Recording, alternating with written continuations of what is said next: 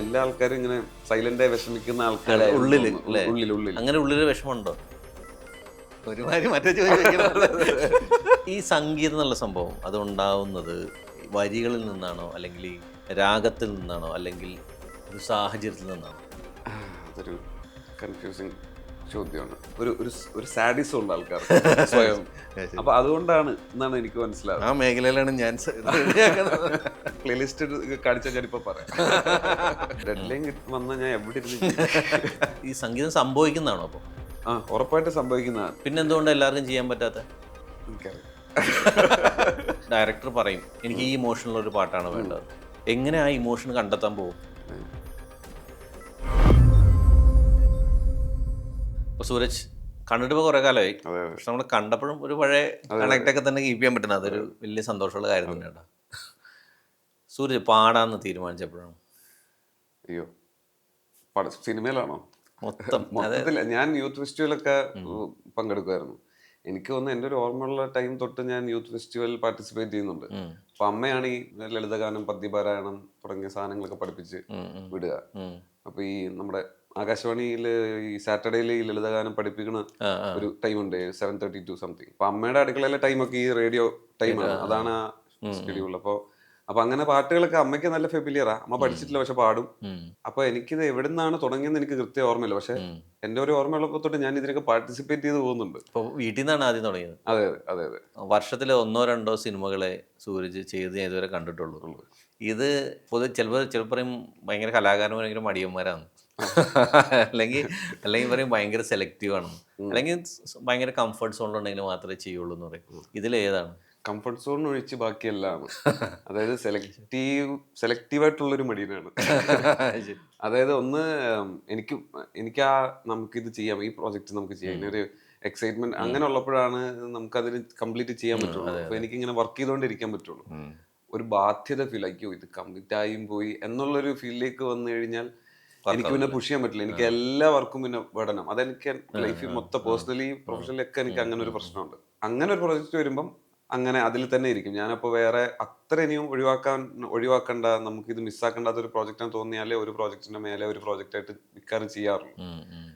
പടങ്ങൾ ബാക്കി അല്ലാത്ത അഡ്വർടൈസ്മെന്റ് സാധനങ്ങളൊക്കെ ഇങ്ങനെ സൈഡിൽ കൂടെ പോകും. അതാ പിന്നെ മടി എന്ന് പറഞ്ഞാൽ ഇതാണ്, ഈ എക്സൈറ്റ്മെന്റ് ഇല്ലെങ്കിൽ എനിക്ക് മടിയാ, ഈ താല്പര്യം ഇല്ലെങ്കിൽ പിന്നെ ഈ മടിയാണ്. ആ ഒരു എഫേർട്ട് എനിക്ക് പോസ്റ്റ്പോൺ ചെയ്യും ഭയങ്കരമായിട്ട്.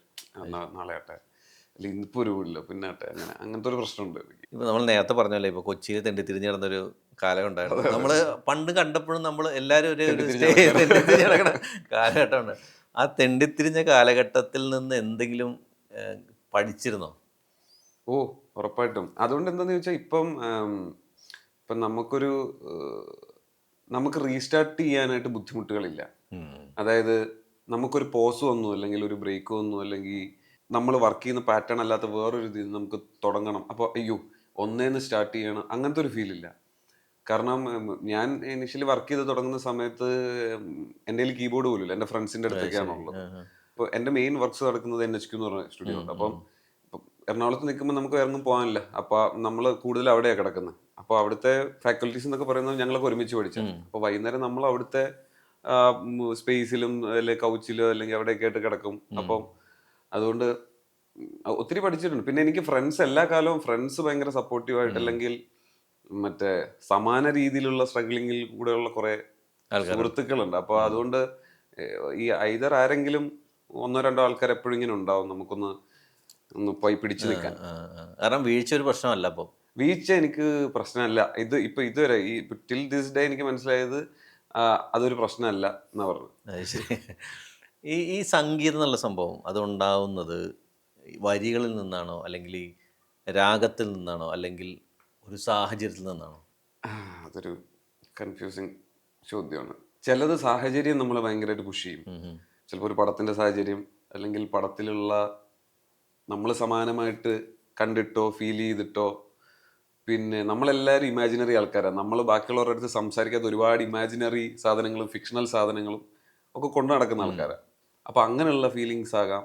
രാഗം ബേസ് ചെയ്തുള്ള ചെയ്ത്തുകളൊക്കെ എനിക്ക് ഭയങ്കര കുറവാണ്. അത് ചില ഒരു ഇതുപോലെ സിറ്റുവേഷനിലോട്ടൊക്കെ വരുമ്പോൾ ഓക്കെ ഈ ഒരു സ്ട്രക്ചറിൽ നിന്നാ നന്നായിരിക്കും, അല്ലെങ്കിൽ ഈ ഒരു രാഗം ഫ്ലേവറിൽ നിന്നാ നന്നായിരിക്കും എന്നൊക്കെ ഉള്ള തോന്നലല്ലാതെ ഞാനിപ്പോഴും ഒരു ഫ്രീ മൈൻഡിലാണ് ഇങ്ങനെ ചെയ്തു പോവുക. എന്ത് വരുന്നു അങ്ങനെ അങ്ങ് ചെയ്യണം. അല്ലാതെ എങ്ങനെയാണ് ആ രാഗം ഇതിനാണ് ഈ പാട്ടിന് ഈ രാഗം പറ്റും എന്നൊരു മ്യൂസിക് ഡയറക്ടർ തീരുമാനിക്കുന്നത് എങ്ങനെയാണ്? കേൾവി കേൾവി എന്നെ സംബന്ധിച്ചിടത്തോളം ഞാൻ ഭയങ്കര ഉം, അഗാധമായ നോളജ് ഉള്ള ആളല്ല. എൻ്റെ ഇതുവരെയുള്ള എക്സ്പീരിയൻസിൽ അല്ല ഞാൻ സംഗീതത്തെ കുറിച്ച് ഒരു നോളജ് ഇല്ലാത്തതാണ് ഞാൻ. അതുകൊണ്ടാണ് ഞാൻ ചോദിച്ചത്. ഈ പാട്ടിൽ ഇപ്പൊ ഈ മ്യൂസിക് ഡയറക്ടേഴ്സ് ഈ രാഗമാണ് ഉപയോഗിച്ചിരിക്കുന്നത്. ഉം. എന്തുകൊണ്ട് ആ രാഗം അവിടെ ഉപയോഗിച്ചു? അല്ല, ഓരോന്നിനും ഓരോ ഷെയ്ഡ് ഉണ്ട്.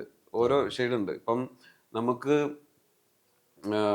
ഇപ്പം എന്തരോ മഹാനുഭാവലു കേൾക്കുമ്പോൾ ഉണ്ടാവുന്ന ഒരു ഫീൽ അല്ല നമുക്ക് ശുഭവന്തുരാളി എന്ന് പറഞ്ഞൊരു രാഗം കേൾക്കുമ്പോൾ ഉണ്ടാവുന്നത്. നമുക്കൊരു ഡാർക്ക് ഷെയ്ഡ് ഉണ്ട് അതിന്. അപ്പോൾ അപ്പം നമുക്ക് ഓരോന്നിനും ഓരോന്നുമായിട്ട് അസോസിയേറ്റ് ചെയ്തിരിക്കുന്ന കീർത്തനം കേട്ടാൽ തന്നെ നമുക്ക് മനസ്സിലാവും. ഞാൻ എളുപ്പത്തിന് പറഞ്ഞാൽ നമുക്ക് മനസ്സിലാവും നമുക്ക് എന്ത് മൂഡാണ് ഇത് തരുന്നത് എന്നുള്ളത്. ഓക്കെ. അപ്പം വളരെ ഡീപ്പറായിട്ട് ഇഷ്ടം പോലെ അതിന്റെ വകഭേദങ്ങളുണ്ട്. അപ്പം അത് എത്രയും അതിനകത്ത് നോളജ് ഉണ്ടോ അത്രയും ഡീപ്പായിട്ട് അതിന്റെ വേരിയേഷൻസ്. ഇപ്പൊ ചില സ്ട്രക്ചർ ഒക്കെ ചെയ്യുമ്പോൾ മൈന്യൂട്ടായിട്ട് അങ്ങോട്ടും ഇങ്ങോട്ടും മാറിയാൽ നമ്മൾ അടുത്ത രാഗത്തിന്റെ സ്ട്രക്ചറിൽ കയറും. ഓ അത് ശരി. അപ്പം അതൊക്കെ ഇങ്ങനെ ചെയ്ത് ആയിട്ടുള്ളതാണ്. എൻ്റെ ബാക്ക്ഗ്രൗണ്ട് എന്ന് പറയുന്നത് ഞാൻ മൃദംഗം സ്റ്റുഡൻ്റ് ആയിരുന്നു. അപ്പം അങ്ങനെയാണ് എനിക്ക് ക്ലാസിക്കൽ മ്യൂസിക്കായിട്ടുള്ള അടുപ്പം. അപ്പം ഞാൻ ഓരോ തവണയും ചെയ്ത് പല സാധനങ്ങൾ ചെയ്ത് അപ്പം ഞാൻ ചിലപ്പം ഒരു രാഗത്തിന്റെ സ്ട്രക്ചറിൽ ചെയ്തുകൊണ്ടിരിക്കുന്ന സാധനം ഞാൻ എൻ്റെ മ്യൂസിക് സർക്കിളിലുള്ള എൻ്റെ ക്ലോസ് ഫ്രണ്ട്സ് ഉണ്ട്, ഞാൻ എല്ലാവരും കേപ്പ് ചെയ്യും. അപ്പൊ അവരൊക്കെ എന്ന് പറഞ്ഞു കഴിഞ്ഞാൽ ഞാനാണ് ആ ഗ്രൂപ്പിൽ ഏറ്റവും വേഴ്സ്റ്റ് ആയിട്ടുള്ള നോളജ് ഉള്ള ആള്. അപ്പോൾ അവന്മാര് അല്ലെങ്കിൽ അവരിങ്ങനെ പറയും, എടാ അത് ഇവിടം വരെ ഇങ്ങനെയാണ്, അത് കഴിഞ്ഞിട്ട് ഇവിടുന്ന് ഇങ്ങനെ ഒരു രാഗം ചേഞ്ച് ഫീൽ ചെയ്യുന്നുണ്ട്, മറ്റേതിന്റെ സ്ട്രക്ചർ നിൽക്കുന്നില്ല എന്ന് പറയും. ചില സമയത്ത് എനിക്കത് ജഡ്ജ് ചെയ്യാൻ കിട്ടില്ല. ഞാൻ അതിന്റെ മ്യൂസിക്കൽ ടോട്ടാലിറ്റിയിലായിരിക്കും നിൽക്കുക. കാരണം ഞാൻ കറങ്ങി തിരിഞ്ഞ് വീണ്ടും ആ സ്ട്രക്ചറിലെ റൂട്ടിൽ കയറി ഇറങ്ങി ഇങ്ങനെ പോകുന്നുണ്ട്. ഞാൻ ഭയങ്കര കൊമേഴ്സ്യലായിട്ട് അത് ചിന്തിക്കും. അപ്പം നോളജ് മാറ്റേഴ്സ്. അത് ശരി. മീശയിൽ എത്തരത്തിലൊരു മ്യൂസിക്കാണ് ഉപയോഗിച്ചിരിക്കുന്നത്? അതിന് ടോട്ടൽ ഫ്രീഡം ഉണ്ടായിരുന്നു. കഥ കേൾക്കുമ്പോൾ തന്നെ ഒരു ഇനീഷ്യലി അതൊരു അർബൻ ഏരിയ, അവിടുന്ന് പിന്നെ കംപ്ലീറ്റ്ലി കാടും കാര്യങ്ങളൊക്കെ ആയിട്ട്. അപ്പം ഞാനും ഇങ്ങനെ കാടും പരിപാടിയൊക്കെ കുറെ യാത്രയൊക്കെ ചെയ്യാറുള്ളതുകൊണ്ട് എനിക്ക് ആ അറ്റ്മോസ്ഫിയർ എനിക്ക് ഇഷ്ടപ്പെട്ടു. ഞാൻ അങ്ങനെ ഒരു പടം ചെയ്തിട്ടില്ല.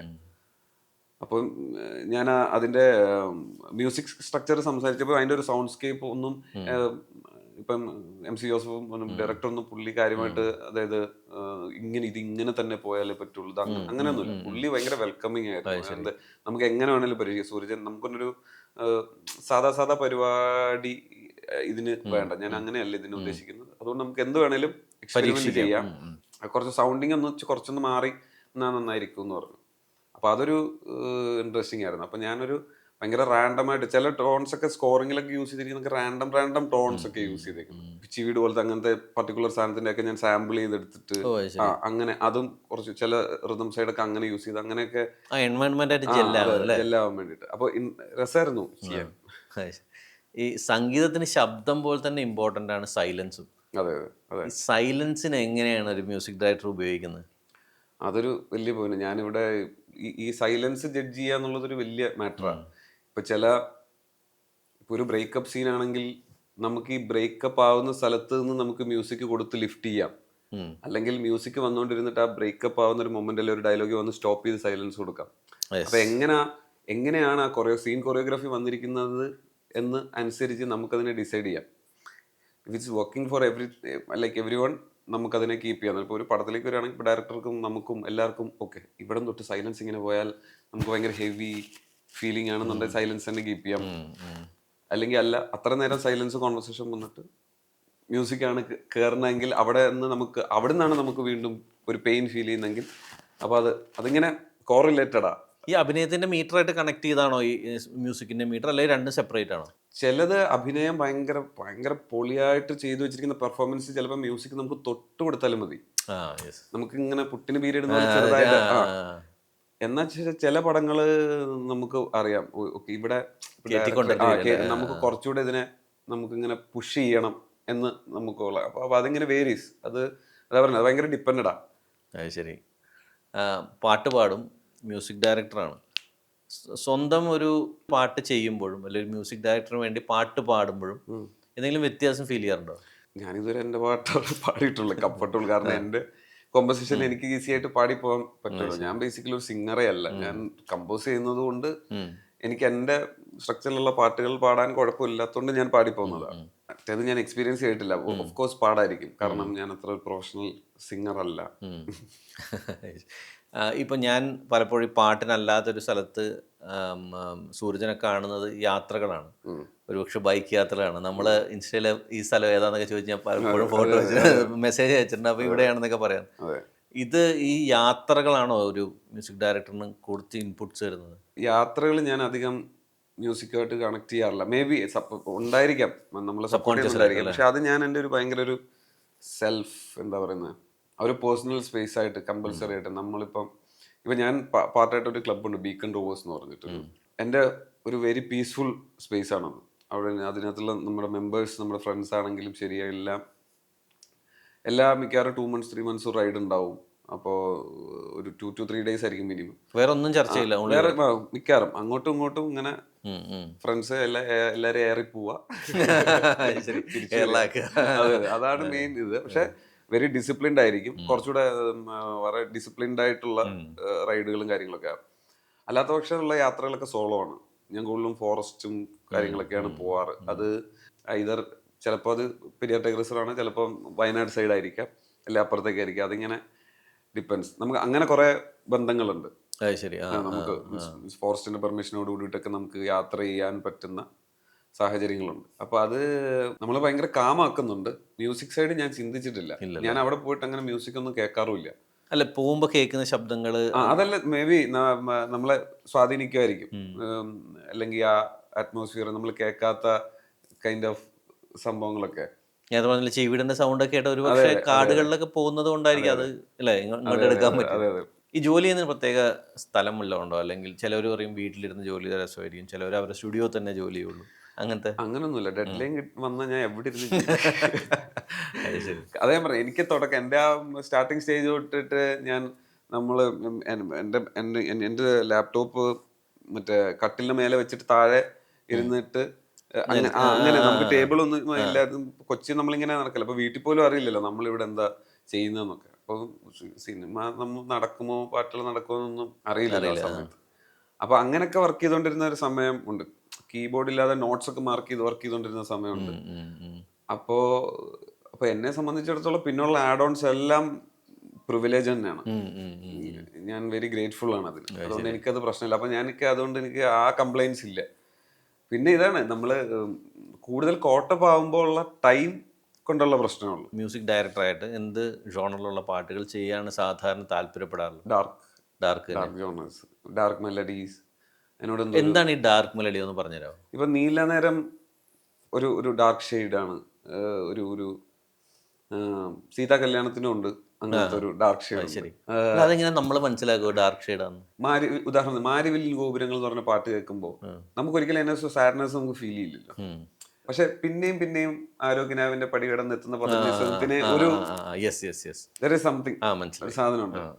അതിനെ നമ്മൾ ഹാപ്പി ആയിട്ട് പ്ലേസ് ചെയ്ത് വിഷ്വലൈസ് ചെയ്ത് കഴിഞ്ഞാൽ നമുക്ക് അതിനെ ഹാപ്പി ആക്കാൻ പറ്റും. പക്ഷെ അത് കേൾക്കുമ്പോൾ എവിടെയോ നമുക്കുണ്ട്, നമുക്ക് കുറെ റീകോൾസ് വരാം. അപ്പം നമുക്ക് മനസ്സിലാവും, ഓക്കെ ഇതിന് ഇങ്ങനെ അപ്പൊ അങ്ങനെ കേൾക്കുന്ന പാട്ടാണ്. നിങ്ങൾ പ്ലേലിസ്റ്റ് കാണിച്ചാൽ ഞാനിപ്പോ പറയാം. അല്ല, ഞാൻ ഇന്നലെ പ്ലേലിസ്റ്റ് എടുത്ത് നോക്കി. അപ്പൊ ഈ പറഞ്ഞ ഇത്രയും ടെക്നിക്കലായിട്ട് ഞാൻ ലൂക്കയിലെ നോക്കി, പിന്നെ ചാക്കോച്ചന്റെ ആ പടത്തിന്റെ അത് നോക്കി. അപ്പൊ രണ്ട് വേരിയേഷനിലുള്ള പാട്ടുകളാണ് പാടിയിരിക്കുന്നത്. പക്ഷെ എനിക്ക് ഡാർക്കിന്റെ പരിപാടി എനിക്ക് അറിയാം. അതായത് ഇപ്പൊ വള്ളിയും തെറ്റി പുള്ളിയും തെറ്റിയിലെ പാട്ടുകളൊക്കെ മിക്കതും കുറേ കൂടെ ഹാപ്പി സോങ്സ് ആണ്. അരേ തുച്ചക്കനോ ചാടി ഹനുമാൻ എന്നൊക്കെ പറയുന്നത് കുറച്ചും കൂടെ പമ്പി ഓളം പാട്ടുകളാണ്. അതിനകത്ത് തന്നെ പുലർക്കാലം പോലെ എന്നൊക്കെ പറഞ്ഞു. പിന്നെ സീതാ കല്യാണത്തിലേക്ക് വരുമ്പോൾ ആ സാഹചര്യം കുറച്ചുകൂടെ ഒരു ബ്രേക്കപ്പ് സെനാരിയോ പോലെയൊക്കെയാണ്. അപ്പോൾ അത് സീതാ കല്യാണം എന്ന് പറഞ്ഞാൽ ഒറിജിനൽ സീതാ കല്യാണം അറിയാലോ. സീതാ കല്യാണം അത് ഭയങ്കര ഹാപ്പി മൂഡാണ്. അപ്പൊ അതിന്റെ വരികൾ രണ്ടെണ്ണം യൂസ് ചെയ്യണം എന്ന് പറയുകയും ചെയ്തു. ഇത് കുറച്ച് സാഡും ആണ്. അതുകൊണ്ടാണ് സീതാ കല്യാണം എന്ന് പറഞ്ഞാൽ ആ വരികൾ അങ്ങനെ വീണ്ടും ഈ ട്യൂണിൽ പാടിയിരിക്കുന്നത്. നമ്മുടെ പാട്ടിന്റെ കമ്പോസ്. ഇപ്പൊ ലൂക്കയിലേക്ക് വരുമ്പോ ഒരേ കണ്ണാൽ എന്ന് പറയുന്ന സോങ് ഒരു ഹാപ്പി സോങ് ആണ്. പക്ഷെ നീലനേരം വരുമ്പോഴത്തേക്ക് വീണ്ടും ആ സാഡ്നെസ്. അപ്പൊ എന്റെ പാട്ടുകൾ ഏറ്റവും കൂടുതൽ ആൾക്കാർ കണക്ട് ചെയ്തിരിക്കുന്ന ഈ സാഡ്നെസ് ആണ്. മേ ബി എല്ലാ ആൾക്കാരും ഇങ്ങനെ സൈലന്റ് ആയി വിഷമിക്കുന്ന ആൾക്കാരെ ഉള്ളിൽ അങ്ങനെ ഉള്ളിൽ വിഷമമുണ്ടോ? ഇല്ലില്ല. ഇനി വീട്ടിലറിയണ്ട. ഇപ്പോഴത്തെ മലയാള സിനിമയിലെ മ്യൂസിക്കിനെ കുറിച്ച് അല്ലെങ്കിൽ സംഗീത രംഗത്തെ കുറിച്ച് എന്താണ് ഒരു അഭിപ്രായം? അടിപൊളിയല്ലേ, ഇത് കുറച്ചുകൂടെ നേരത്തെ പറഞ്ഞായിരുന്നു ഞാൻ പറയുന്നത്. ഇപ്പൊ കുറച്ചുകൂടെ മ്യൂസിക് ഇൻഡസ്ട്രി ആക്റ്റീവ് ആണ് കുറച്ചുകൂടെ. കാരണം നമ്മുടെ മ്യൂസിക് ഇൻഡസ്ട്രി ഇപ്പം തൊട്ടടുത്തുള്ള നമ്മുടെ സ്റ്റേറ്റ്സിനെയൊക്കെ വെച്ച് നോക്കിക്കഴിഞ്ഞാൽ കുറച്ചുകൂടി ചെറുതാ. അതുകൊണ്ട് അതിന്റെ ഒരു സെലബിലിറ്റിയും അത്രേ ഉള്ളൂ, അത്ര റേഞ്ചിലേ ഉള്ളൂ. അപ്പൊ ഇപ്പൊ കുറച്ചുകൂടി ഇൻഡിപെൻഡന്റ് ആർട്ടിസ്റ്റുകളൊക്കെ നല്ല ബൂമായി. അങ്ങനെ ഇൻഡിപെൻഡന്റ് സോങ്സിന് സിനിമയിൽ നിന്ന് മാറ്റി നിർത്തി കഴിഞ്ഞാൽ ഒരു സോങ്ങിന് നിലനിൽക്കാനുള്ള ഒരു സ്പേസിലേക്ക് വന്നു. ആൾക്കാർ ഇൻഡിപെൻഡന്റ് പ്ലാറ്റ്ഫോമുകൾ ഡൗൺലോഡ് ചെയ്യുകയും അത് ഈ സോഷ്യൽ മീഡിയ ഒരുപാടുണ്ട്. അതിപ്പോഴത്തെ ഒരു മീൻസ് ന്യൂ ജെനിലേക്ക് ഹാൻഡിൽ ചെയ്യുന്ന അവർക്ക് കൃത്യമായ ചോയ്സ് ഉണ്ട്. മറ്റേ ഒരു ജനറലി ആൾക്കാർ ഒരു സാധനം കേൾക്കുന്നു, ഞാനും ഇത് കേൾക്കുന്നു എന്നുള്ള മൂഡിൽ നിന്ന് കുറെ മാറിയിട്ടുണ്ട്. ഞാനിതാണ് എനിക്കിതാണ് ഇഷ്ടം, അല്ല എനിക്ക് റാപ്പാണ് ഇഷ്ടം, അല്ല എനിക്ക് ലോഫി, എനിക്ക് അങ്ങനത്തെ സാധനം ഇഷ്ടം. ഞാൻ അപ്പൊ ആ ഒരു മോഡിലേക്കായി. അത് പക്ഷെ നല്ലതാ. അതുകൊണ്ട് കുറെ നമുക്ക് പടത്തിൽ നല്ലാതെയും സാധനങ്ങൾ ചെയ്യാം, ഫ്രീ ആയിട്ട് ചെയ്യാൻ പറ്റുന്ന ഒരു സാഹചര്യത്തിലേക്ക് വന്നിട്ടുണ്ട്. ഇപ്പൊ പണ്ടത്തെ പല ക്ലാസിക്കുകൾ ഭയങ്കര രസകരമായ പാട്ടുകൾ നമ്മൾ അന്ന് ആ സിനിമ കണ്ടപ്പോൾ നമ്മൾ അത്ര ശ്രദ്ധിച്ചു കാണില്ല. പക്ഷെ ഇപ്പൊ റീൽസിൽ ചെറിയ കഷ്ണങ്ങളിൽ വരുമ്പോൾ നമ്മളത് പലതവണ ഇട്ട് കേൾക്കുന്നുണ്ട്. ഭയങ്കരമായിട്ട് ഈ പറഞ്ഞ പോലെ ഈ ഡാർക്ക് സാധനം പിടിക്കുന്നത്. ഇത് എന്തുകൊണ്ടായിരിക്കും അന്ന് നമ്മളത് കൃത്യമായിട്ട് ആസ്വദിക്കാണ്ട് ഇപ്പം അങ്ങനെ ആസ്വദിക്കാൻ ടൈം? ഇനി നമുക്ക് ഇതാണ്, ഇപ്പം നമ്മൾ ഒരുമിച്ച് അല്ലെങ്കിൽ കോളേജിലോ സ്കൂളിലോ പഠിച്ചുകൊണ്ടിരുന്ന സമയത്ത് സ്ഥിരമായി പോയിക്കൊണ്ടിരുന്ന ഒരു പാട്ട് നമുക്ക് ആ സമയത്ത് അത് വെരി നോർമൽ. പിന്നെ ഇത്രയും വർഷം കഴിഞ്ഞിട്ട് ഇനി നമുക്ക് അങ്ങോട്ടേക്ക് ഒരു പോക്കില്ല. നമുക്കിതിങ്ങനെ ഓർക്കാനുള്ള ഒരു സ്പേസ് മാത്രമേ ഉള്ളൂ. അപ്പൊ അത് ആക്ച്വലി ഭയങ്കര ഒരു രസവുമാണ്, ഒരു സുഖമാണ്. അപ്പൊ ആൾക്കാർക്ക് ആക്ച്വലി ഇങ്ങനെ സൈലന്റ് ആയിരുന്ന് വേദനിക്കാൻ ഭയങ്കര ഇഷ്ടമാണ്. അറ്റ്ലീസ്റ്റ് ഫോർ എ സെക്കൻഡ്, അല്ലെങ്കിൽ ഒരു റീല് കാണുമ്പോൾ, അല്ലെങ്കിൽ ഇങ്ങനെ അങ്ങനെ നെടുവീർപ്പിടാൻ, അത് റീകോൾ ചെയ്ത് ഇങ്ങനെ വിടാൻ ആൾക്കാർക്കൊരു സുഖമുണ്ട്, ഒരു സാഡിസം ഉണ്ട് ആൾക്കാർക്ക് സ്വയം. അപ്പൊ അതുകൊണ്ടാണ് എന്നാണ് എനിക്ക് മനസ്സിലാവുന്നത്. ആ മേഖലയിലാണ് ഞാൻ സിനിമയാണെങ്കിൽ ഇപ്പൊ നേരത്തെ പറഞ്ഞ പോലെ ഈ പറഞ്ഞ മീശ ചെയ്യുന്ന സമയത്താണെങ്കിൽ ഫ്രീഡം ആയിരുന്നു, ബ്ലാങ്കറ്റ് ഫ്രീഡമാണ് ഡയറക്ടർ തന്നത്. ഇപ്പൊ ഒരു കോർപ്പറേറ്റ് കൾച്ചറിലൊരു അല്ലെങ്കിൽ OTT-യിലൊരു സാധനം ചെയ്യുമ്പോൾ ഒരുപാട് ഘട്ടങ്ങളിൽ കടന്നു പോകണം, മ്യൂസിക് ഉൾപ്പെടെ. സ്ക്രിപ്റ്റ് കടന്നു പോകുന്ന പോലെ മ്യൂസിക്കും കടന്നു പോകണം. ഇതൊരു ഇൻഡിപെൻഡന്റ്, അതായത് സ്വതന്ത്രമായിട്ട് അല്ലെങ്കിൽ നമ്മുടെ ഫ്രീഡം അനുസരിച്ച് മ്യൂസിക് ചെയ്യുന്നവർക്ക് ഒരു ബുദ്ധിമുട്ടാവും. ബുദ്ധിമുട്ടുണ്ട്. പക്ഷെ അവർ കുറച്ചുകൂടെ ഒരു മാർക്കറ്റിംഗ് അനാലിസിസ് ബേസിലാണ് അവരുടെ ഡിസ്കഷൻസ്. അവർ നമ്പേഴ്സാണ് സംസാരിക്കുന്നത്. Okay, this kind of genre, ഇത് ഇങ്ങനെയാണ് വർക്കായിട്ടുള്ളത്. എന്നെ മുന്നേ ഉള്ള, കാരണം ഇതൊരു പ്രഡിക്ഷൻ, മുന്നേ ഇത് ഇങ്ങനെയാണ് നടന്നിട്ടുള്ളത്, ഇപ്പം ഇങ്ങനെയാണ് ഈ ട്രെൻഡ് പോകുന്നത്, so we have to go with this എന്നുള്ള ഒരു സാധനമായിരിക്കും. കോർപ്പറേറ്റ് ഇതിലോട്ട് വരുന്ന സമയത്ത് കുറച്ചുകൂടെ സ്ട്രക്ചറിൽ ഒതുങ്ങി നിന്ന് ഭയങ്കര ടൈം ബൗണ്ടായി അങ്ങനെയൊക്കെ പോകുന്ന ഒരു സാധനമാണ്. അത് ഉറപ്പായിട്ട് ക്രിയേറ്റിവിറ്റീനെ കുറച്ച് ഇതാവും. കാരണം നമ്മൾ വർക്ക് ചെയ്യുന്നത് ബിസിനസ്സിന് വേണ്ടിയിട്ടാണ്, അല്ലാതെ ക്രിയേറ്റീവ് മാത്രമല്ല എന്നുള്ള ബോധ്യത്തിലോട്ട് നമ്മൾ എത്തുക എന്നുള്ളൂ. എല്ലാം അടിപിടിയാവും. നമ്മുടെ ഭാഷയുണ്ട്, നമ്മുടെ കൾച്ചറുണ്ട്, ഇതെല്ലാം നമ്മുടെ മ്യൂസിക്കിനെ സ്വാധീനിക്കും. പക്ഷെ അത് മാത്രം പോരല്ലോ, നമ്മൾ നമ്മുടെ നാടിനെ മാത്രം, നാട്ടിലെ ആൾക്കാർക്ക് മാത്രം പാട്ട് കേട്ടാൽ പോരാ, പുറത്തുള്ള ആൾക്കാർ നമ്മുടെ പാട്ട് ആസ്വദിക്കും. അത് എങ്ങനെയാണ് മ്യൂസിക് ഡയറക്ടർ ഫുൾഫിൽ ചെയ്യുക? അല്ല, ഇപ്പം സത്യം പറഞ്ഞാൽ കുറെ നല്ല കൊളാബറേഷൻസ് നടക്കുന്നുണ്ട്. ഇപ്പം തമിഴ് സിംഗേഴ്സ്, ഇവിടുത്തെ സിംഗേഴ്സ്, അല്ലെങ്കിൽ നമ്മുടെ മലയാളത്തിൽ തന്നെ ഇപ്പൊ തമിഴ് ലിറിക്സുകൾ വരാറുണ്ട്, തമിഴ് പോർഷൻസ് വരാറുണ്ട്, ആൾക്കാർ അത് എൻജോയ് ചെയ്യാറുണ്ട്. തമിഴിലും ഇപ്പൊ അതേപോലെ വന്നു തുടങ്ങിയിട്ടുണ്ട്. അത് ആൾക്കാർ എൻജോയ് ചെയ്യുന്നുണ്ട്, പല പാട്ടുകൾ ഹിറ്റ് ആയിട്ടുണ്ട്. അപ്പോൾ കുറച്ച് ടൈം എടുക്കും, പക്ഷെ ഇത് എല്ലാവരും അങ്ങോട്ടും ഇങ്ങോട്ടും കൊളാബറേറ്റ് ചെയ്ത് അങ്ങനത്തെ ഒരു സാധനത്തിലേക്ക് എത്തും. കാരണം ഒരു സിമിലാരിറ്റി ഉണ്ട് ഈ പാട്ടുകളെല്ലാം എൻജോയ് ചെയ്യുന്നതിലും ഹിറ്റാവുന്നതിലും ഒക്കെ. പിന്നെ ഇതാണ് പലതും അതിൻ്റെ ഒരു ബിസിനസ് പെർസ്പെക്റ്റീവിൽ കുറച്ചൊക്കെ സഞ്ചരിക്കുന്നതുകൊണ്ടാണ് ചിലതിൽ റെസ്ട്രിക്ഷൻ വരുന്നത്. മീശയിൽ എത്ര പാട്ടുകളുണ്ട്? മീശയിൽ 6 പാട്ടുകളുണ്ട്. ഓ ശരി. അപ്പൊ ഞാൻ കുറെ കാലം കൂടി ഷൂട്ട് ചെയ്തോ പാട്ടെല്ലാം? ആ പാട്ട് കുറെ എണ്ണം സ്കോർ രീതിയിലൊക്കെ വരുന്നതാണ്, പക്ഷെ അത് ആൽബത്തിൽ കംപ്ലീറ്റ്ലി ഉണ്ട്. ശരി.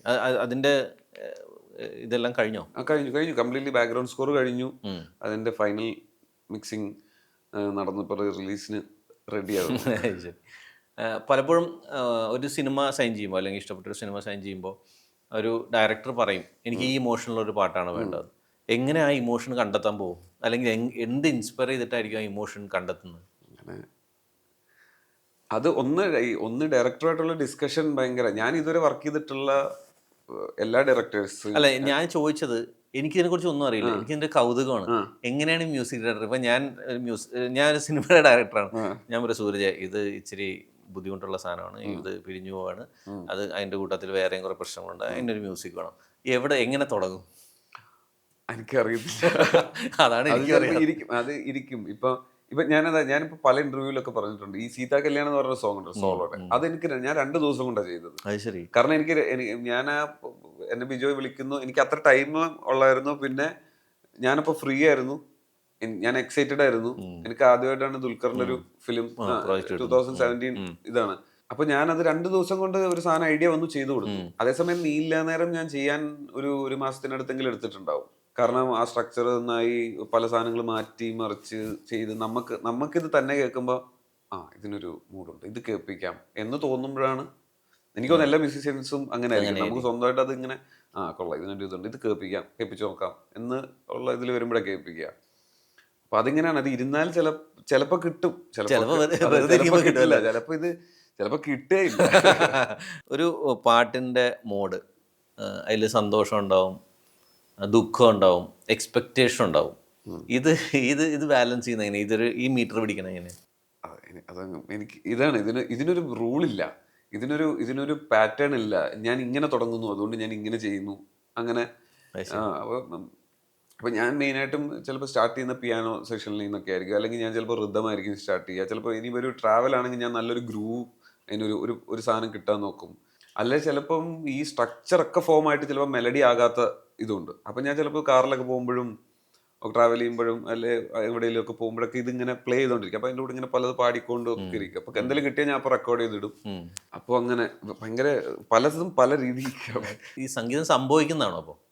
ഉറപ്പായിട്ട് സംഭവിക്കുന്ന. നമുക്ക് പിന്നെ എന്തുകൊണ്ട് എല്ലാവർക്കും ചെയ്യാൻ പറ്റാത്ത? എനിക്കറിയത്തില്ല. ഒരുമാതിരി മറ്റേ ചോദിച്ചു.